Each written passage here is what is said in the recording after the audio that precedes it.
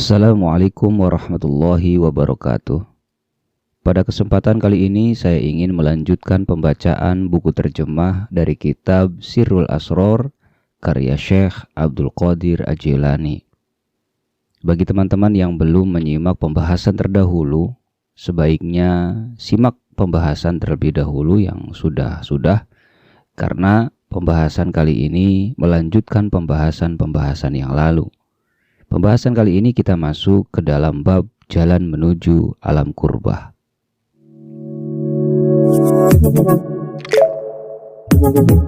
Audio Jungle.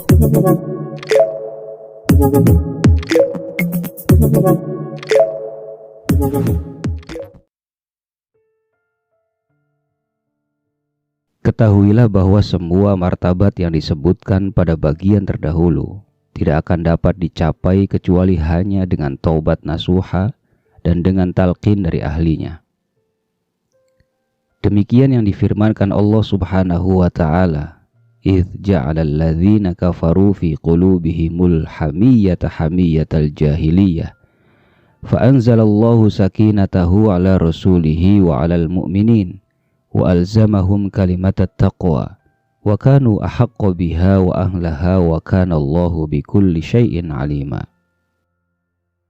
Ketika orang-orang kafir menanamkan dalam hati mereka kesombongan, yaitu kesombongan jahiliyah, lalu Allah menurunkan ketenangan kepada Rasul-Nya dan kepada orang-orang mukmin, dan Allah mewajibkan kepada mereka kalimat taqwa, dan mereka berhak dengan kalimat taqwa itu dan patut memilikinya.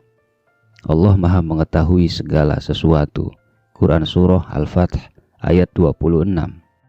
Yang dimaksud kalimat taqwa di sini adalah lafal la ilaha illallah yang disertai syarat bahwa kalimat itu harus diambil dari hati seseorang yang bertakwa dan bersih dari selain Allah. Bukan sembarang kalimat yang terlontar dari mulut orang awam.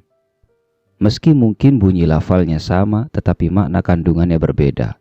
Karena sebongkah hati baru dapat hidup jika ia mengambil benih tauhid dari bongkahan hati lain yang juga hidup, yaitu benih yang sempurna. Benih yang tidak sempurna tentu tidak dapat bertumbuh. Itulah sebabnya benih kalimat tauhid di dalam Al-Quran terletak di dua tempat. Pertama, kalimat tauhid yang tersemat dalam ucapan lahiriah semata. Ini adalah kalimat tauhid yang dilontarkan kaum awam. Innahum kanu idza qila lahum la ilaha illallahu yastakbirun. Sesungguhnya mereka dahulu apabila dikatakan kepada mereka la ilaha illallah, tiada Tuhan selain Allah, mereka menyombongkan diri. Kedua, kalimat tauhid yang tersemat dalam ilmu hakiki. Fa'lam annahu la ilaha illallahu wastaghfir li dzambika walil mu'minina wal mu'minat wallahu ya'lamu mutaqallabakum wa mathwaakum. Maka ketahuilah bahwa sesungguhnya tidak ada Tuhan selain Allah, dan mohonlah ampunan bagi dosamu dan bagi orang-orang mukmin, laki-laki dan perempuan. Dan Allah mengetahui tempat kamu berusaha dan tempat kamu tinggal. Quran Surah Muhammad ayat 19. Dari sebab turunnya ayat inilah muncul talqin yang dilakukan kaum khusus. Disebutkan dalam kitab Bustanus Syariah, orang pertama yang mendambakan jalan yang paling dekat, paling utama, dan paling mudah dari Nabi SAW adalah Ali bin Abi Thalib. Ketika Ali mengemukakan itu, Rasulullah SAW menunggu lebih dulu sampai akhirnya Jibril alaihissalam turun kepada Nabi dan melakukan talqin dengan kalimat ini sebanyak 3 kali. Setelah itu Rasulullah SAW mengucap seperti yang diucapkan Jibril alaihissalam. Kemudian Rasulullah SAW mentalqin Ali radhiyallahu an serta mendatangi para sahabat beliau dan mentalqin mereka semua. Raja'na minal jihadil asghar ilal jihadil akbar. Kita baru pulang dari jihad kecil menuju jihad besar. Yang dimaksud dengan jihad besar di hadis ini adalah jihad menundukkan nafsu, sebagaimana yang dinyatakan Rasulullah SAW dalam sabda beliau, "A'da a'daika nafsuka allati baina jambaika. Musuh terberatmu adalah nafsumu yang ada di antara kedua sisi tubuhmu. Hadis riwayat Baihaqi.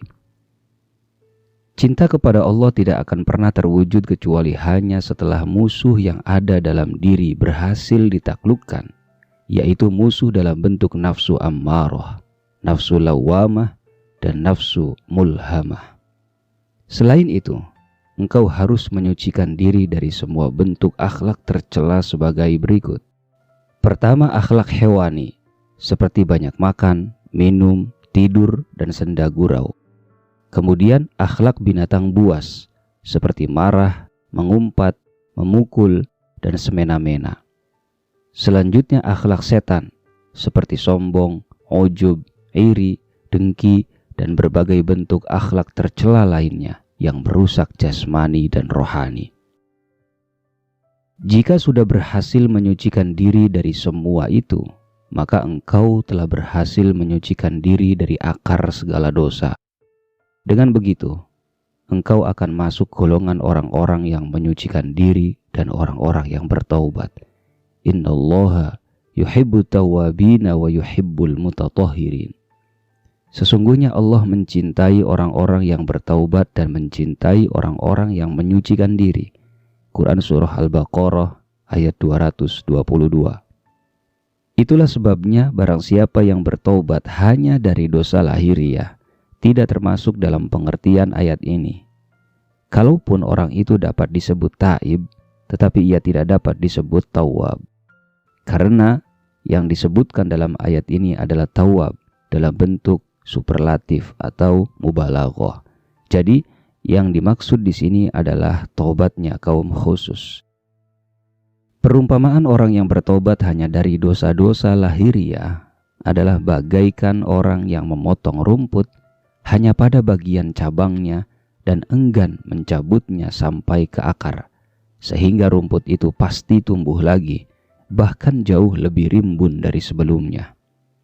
Perumpamaan orang yang sungguh-sungguh bertobat dari segala dosa dan akhlak tercela adalah bagaikan orang yang memotong rumput dari akarnya, sehingga hampir pasti rumput itu tidak akan pernah tumbuh lagi. Talqin adalah alat untuk memupus semua selain Allah dari hati orang-orang yang melakukannya. Karena siapapun yang belum memotong pohon pahit tidak akan pernah dapat meraih pohon manis. Ambillah pelajaran dan pahamilah ini. Wa huwallazi yaqbalu at-taubata an ibadihi wa ya'fu 'anis sayyiati wa ya'lamu ma taf'alun. Dan dialah yang menerima taubat dari hamba-hambanya dan memaafkan kesalahan-kesalahan dan mengetahui apa yang kamu kerjakan. Quran Surah Asy-Syura ayat 25. Illa man taba wa amana wa amila amalan sholiha faulaika yubaddilullahu sayyiatihim hasanat wa kanallahu ghafurur rahima. Kecuali orang-orang yang bertaubat, beriman dan beramal soleh, maka Allah akan mengganti keburukan-keburukan mereka dengan kebajikan-kebajikan, dan Allah Maha Pengampun lagi Maha Penyayang. Quran Surah Al-Furqan ayat 70. Taubat terdiri atas dua macam, yaitu taubat umum dan taubat khusus. Taubat umum adalah meninggalkan kemaksiatan menuju ketaatan, dari yang tercela menuju yang terpuji, dari neraka jahim menuju surga, dari kenyamanan tubuh menuju penempaan diri menggunakan zikir, kesungguhan, dan usaha keras. Sedangkan tobat khusus adalah meninggalkan kebaikan-kebaikan menuju ma'rifat, dari ma'rifat menuju ketinggian derajat, dari ketinggian derajat menuju kedekatan dengan Allah, dari kedekatan dan berbagai kelezatan nafsani menuju kelezatan rohani, yaitu meninggalkan semua selain Allah Subhanahu wa Ta'ala bersama dengan Allah dan memandang Allah dengan ainul yakin. Semua yang telah disebutkan tadi termasuk usaha fisik. Padahal segala bentuk usaha fisik adalah dosa. Seperti yang dikatakan orang, keberadaanmu adalah dosa yang tidak dapat dibandingkan dengan dosa lain yang manapun jua. Para sufi menyatakan kebaikan orang ahli kebaikan adalah keburukan orang ahli kedekatan, dan keburukan orang ahli kedekatan adalah kebaikan orang ahli kebaikan. Itulah sebabnya Rasulullah Shallallahu Alaihi Wasallam setiap hari selalu memohon ampunan kepada Allah sebanyak 100 kali. Fa'lam annahu la ilaha illallah wastaghfir li dzambika walil mu'minina wal mu'minat wallahu ya'lamu mutaqallabakum wa mathwaakum. Maka ketahuilah bahwa sesungguhnya tidak ada Tuhan selain Allah, dan mohonlah ampunan bagi dosamu dan bagi dosa orang-orang mukmin, laki-laki dan perempuan, dan Allah mengetahui tempat kamu berusaha dan tempat kamu tinggal. Quran Surah Muhammad ayat 19. Maksudnya adalah mohonlah ampunan atas dosa keberadaanmu. Inilah yang disebut inabah, yaitu kembali kepada Allah Subhanahu wa Ta'ala dari segala sesuatu selain Dia, masuk ke tangga kedekatan di akhirat dan melihat wajah Allah sebagaimana dinyatakan Rasulullah Shallallahu Alaihi Wasallam dalam sabda beliau, Inna lillahi ibadan abdanuhum fid dunya wa qulubuhum tahtal arsh. Sesungguhnya Allah memiliki hamba-hamba yang tubuh mereka di dunia, tetapi hati mereka di bawah arsh. Sesungguhnya melihat Allah di dunia tidak akan pernah terjadi, tetapi yang bisa terjadi adalah melihat sifat-sifat Allah Subhanahu wa Ta'ala pada cermin hati. Demikianlah yang dikatakan oleh Umar bin Khattab, hatiku melihat Tuhanku. Artinya, Umar melihat dengan cahaya Tuhannya, karena hati adalah cermin yang merefleksikan keindahan Allah Subhanahu wa Ta'ala.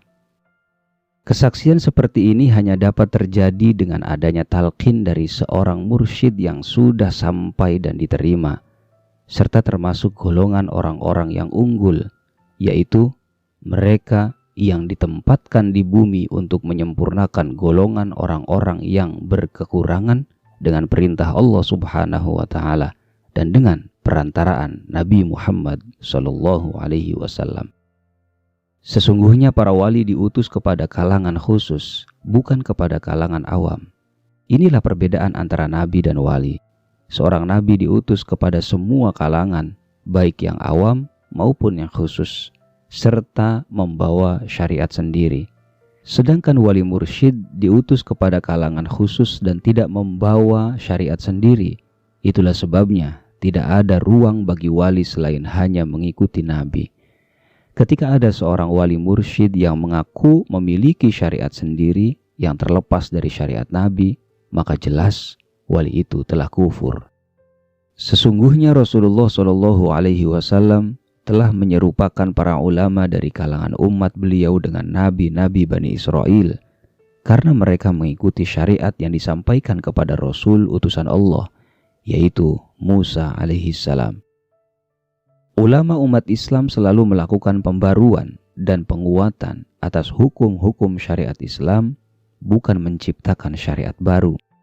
Demikian pula para ulama dari kalangan waliullah. Mereka diutus kepada kalangan khusus untuk melakukan pembaruan semangat dalam urusan perintah dan larangan Allah, serta mengukuhkan amal dengan penegasan yang kuat. Di samping melakukan penjernihan terhadap para penganut syariat Islam, yaitu dengan membersihkan hati menuju ma'rifat, mereka menerima kabar tentang berbagai hal berdasarkan ilmu Nabi Muhammad SAW, seperti yang terjadi pada para ashabus suffah yang sudah berbicara tentang berbagai macam rahasia pelajaran Mi'raj yang dilakukan Rasulullah SAW sebelum beliau sendiri melakukan perjalanan itu. Jadi yang dimaksud dengan wali adalah orang yang memiliki kesempurnaan kewalian Muhammad SAW yang menjadi salah satu bagian dari kenabian, sehingga batinnya menjadi amanat bagi dirinya. Yang dimaksud dengan wali sama sekali bukanlah orang yang memiliki ilmu lahiriah. Kalaupun orang yang memiliki pengetahuan lahiriah itu termasuk golongan para pewaris Nabi, ia hanya menjadi pewaris dari garis keturunan. Sedangkan pewaris yang sejati adalah orang-orang yang berstatus sebagai anak kandung.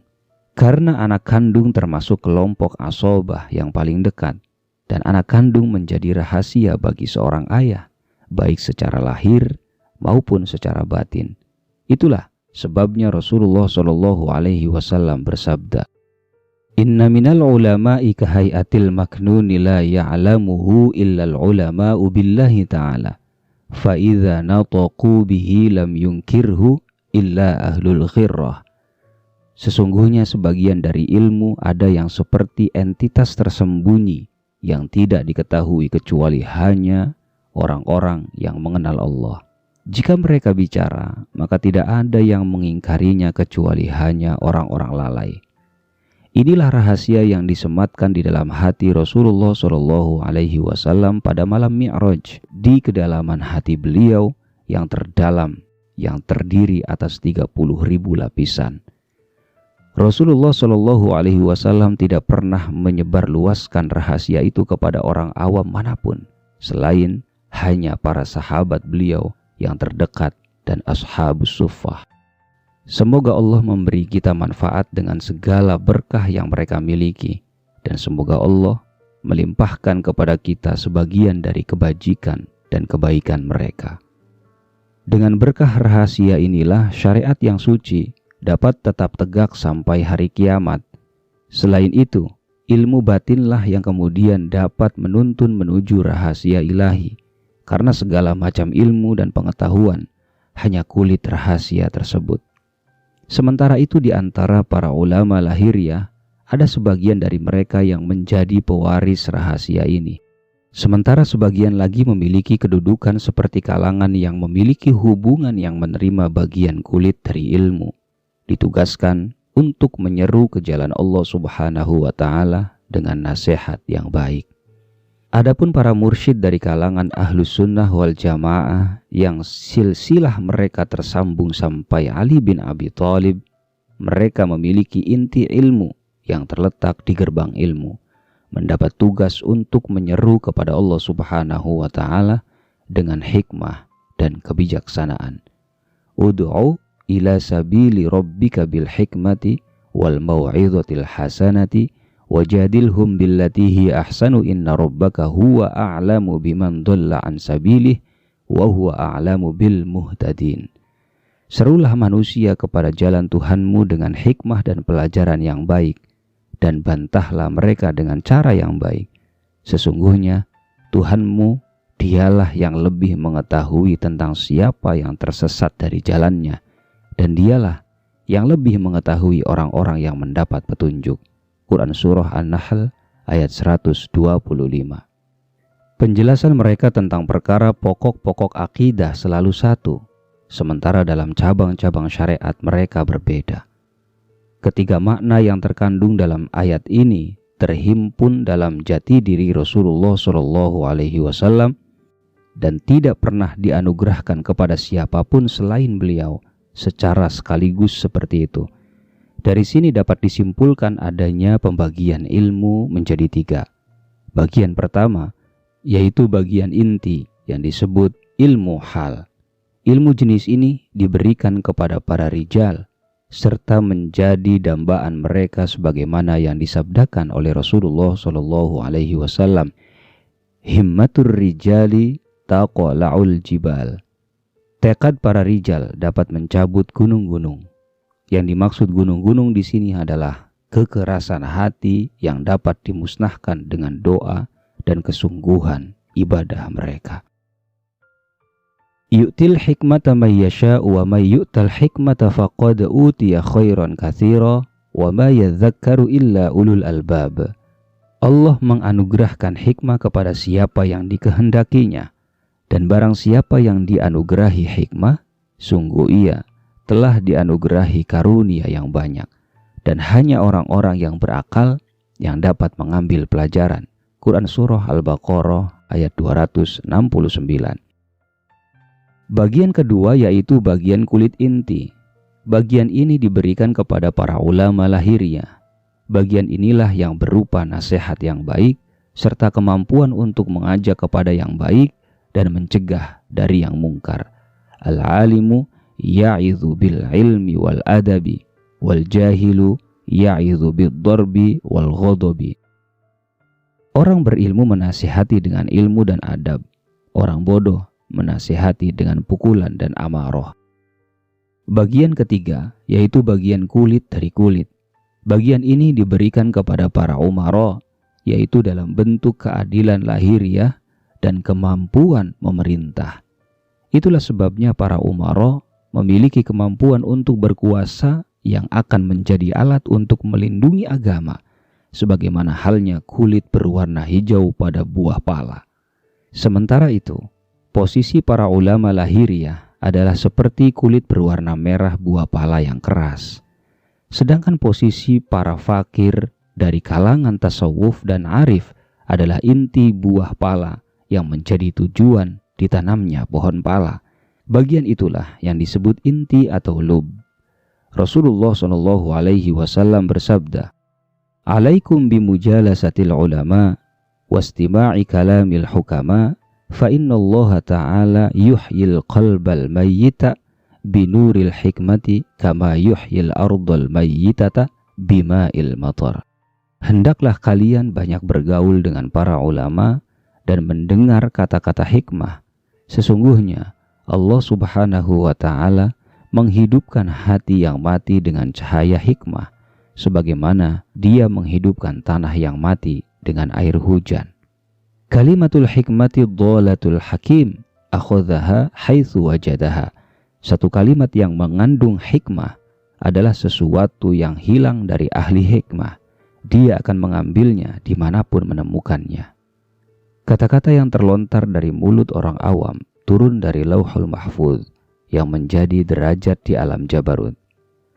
Kata-kata yang terlontar dari mulut para rijal yang sudah sampai kepada Allah turun dari Lauhul Akbar dengan lisan kudus tanpa perantara.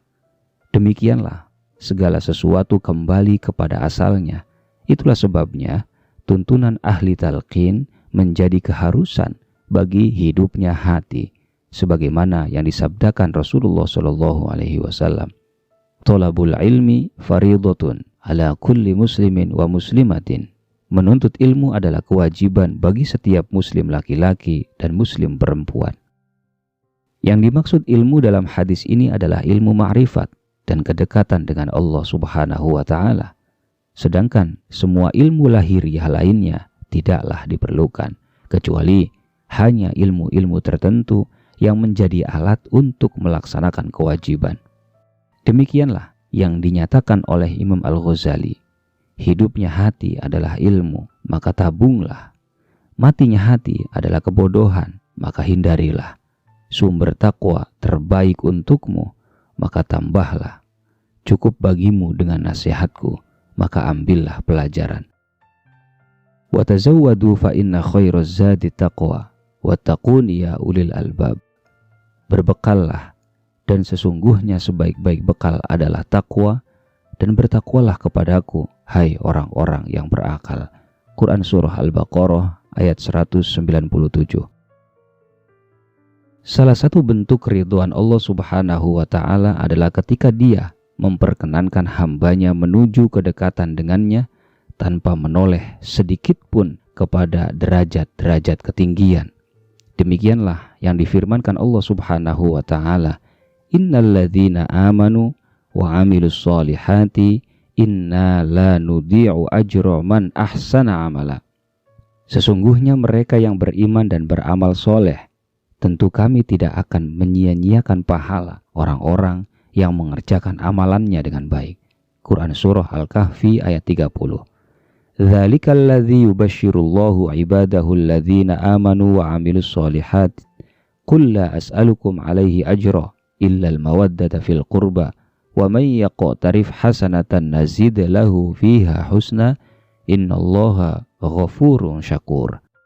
Itulah karunia yang dengan itu Allah menggembirakan hamba-hambanya yang beriman dan mengerjakan amal yang soleh. Katakanlah, aku tidak meminta kepadamu sesuatu upah pun atas seruanku, kecuali kasih sayang dalam kekeluargaan. Dan siapa yang mengerjakan kebaikan akan kami tambahkan baginya kebaikan pada kebaikannya itu. Sesungguhnya Allah Maha Pengampun lagi Maha Mensyukuri. Quran Surah Asy-Syura ayat 23.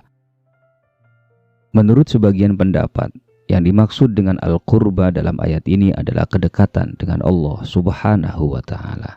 Wallahu a'lam. Itulah pembahasan pada kesempatan kali ini.